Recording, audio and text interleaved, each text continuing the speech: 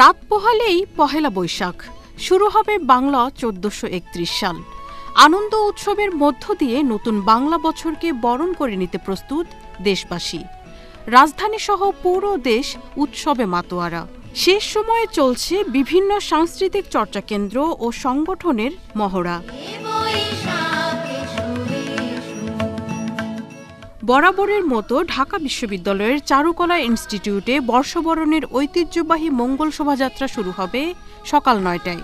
ইতিমধ্যে শেষ হয়েছে মঙ্গল শোভাযাত্রার প্রস্তুতির কাজ। তৈরি করা হয়েছে মুখোশ, পুতুল, চাকাসহ দেশীয় ঐতিহ্যের বিভিন্ন প্রতীক। সাংস্কৃতিক চর্চাকেন্দ্র ছায়ানটের শিল্পীরা রমনা বটমূলে সুরের মাধুরীতে বরণ করবেন নতুন বছরকে। এদিকে সঙ্গীত শিক্ষা প্রতিষ্ঠান সুরের ধারার বর্ষবরণে হাজার কণ্ঠে বর্ষবরণ উৎসব হবে বঙ্গবন্ধু আন্তর্জাতিক সম্মেলন কেন্দ্রে। উৎসব হবে ধানমন্ডির রবীন্দ্র সরোবরে। নতুন বছরকে বরণ করে নিতে রাজধানীসহ সারা দেশে চলছে নানা আয়োজন।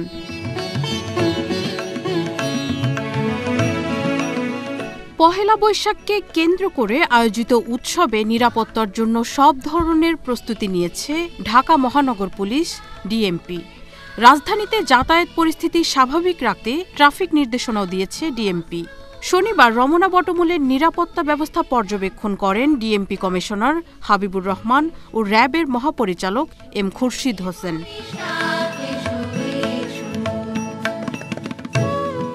ডিএমপি কমিশনার হাবিবুর রহমান সাংবাদিকদের জানান, পহেলা বৈশাখের বর্ষবরণের আয়োজনে সুনির্দিষ্ট কোনো হামলার আশঙ্কা নেই। তবু অতীতের সবকিছু মাথায় রেখে নিরাপত্তা পরিকল্পনা সাজানো হয়েছে। ডিএমপি কমিশনার বলেন, পহেলা বৈশাখ বাঙালি জাতিসত্তার অসাম্প্রদায়িক চেতনার বহিঃপ্রকাশ। এ কারণে বারবার এ আয়োজনে আঘাত এসেছে, সহিংস ও জঙ্গি হামলা হয়েছে। তাই সবকিছু মাথায় রেখেই নিরাপত্তা পরিকল্পনা সাজানো হয়েছে। ঢাকা বিশ্ববিদ্যালয় রমনা পার্ক এলাকায় যানবাহন কিছুটা নিয়ন্ত্রণ করা হবে আজকে সন্ধ্যা থেকেই, এবং আগামীকাল যানবাহন নিয়ন্ত্রণের জন্য নিরাপত্তার স্বার্থে কিছু কিছু জায়গায় ডাইভারশন দেওয়া হবে।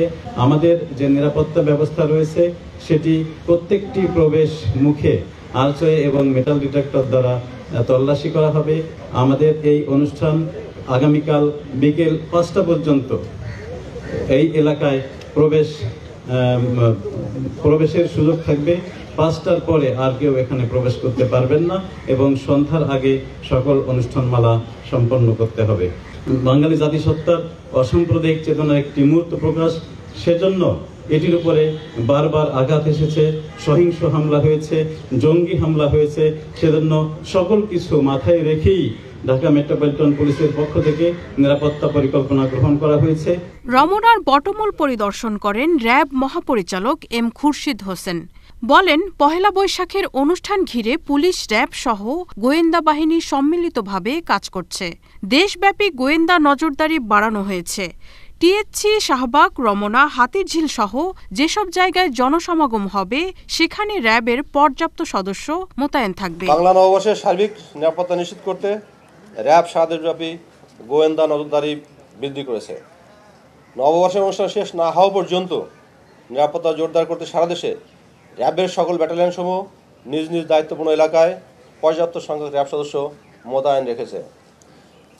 বাংলা নববর্ষ উদযাপন উপলক্ষে টিএসসি, শাহবাগ, সরোয়ার্দী উদ্যান, রমনা বটমূল, হাতিরঝিল এবং পূর্বাঞ্চল শহর ৩০০ ফিট সহ যে সকল স্থানে জনসমাবেশ হবে বা এই আমাদের উৎসব মুখর মানুষ যাবে, সে সকল স্থানে আমরা নিরাপত্তা নিশ্চিত করার জন্য পর্যাপ্ত সংখ্যক চেকপোস্ট, টহল, অবজারভেশন পোস্ট সহ বিভিন্ন রকম পেট্রোল এবং সাদা পোশাকে আমাদের সদস্যদের নিয়োজিত রেখেছি।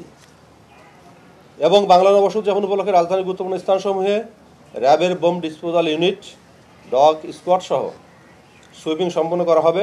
এছাড়াও বিভিন্ন অনুষ্ঠানস্থল ও গুরুত্বপূর্ণ স্থানে সুইমিং পুল চালানোর পাশাপাশি আমাদের যে গোয়েন্দা টিম তারা সার্বক্ষণিকভাবে নজরদারি অব্যাহত রেখেছে। ঢাকার সোহরাওয়ার্দী উদ্যান, ঢাকা বিশ্ববিদ্যালয়, রমনা বটমূল, সংসদ ভবন এলাকা, হাতিরঝিল, রবীন্দ্র সরোবর সহ বিভিন্ন স্থানে নানা সংগঠনের পক্ষ থেকে অনুষ্ঠানের আয়োজন করা হবে। আইনশৃঙ্খলা বাহিনীর পক্ষ থেকে সব অনুষ্ঠান ঘিরেই ব্যাপক পরিকল্পনা নেওয়া হয়েছে। Marufa Kamal, channel S, Dhaka.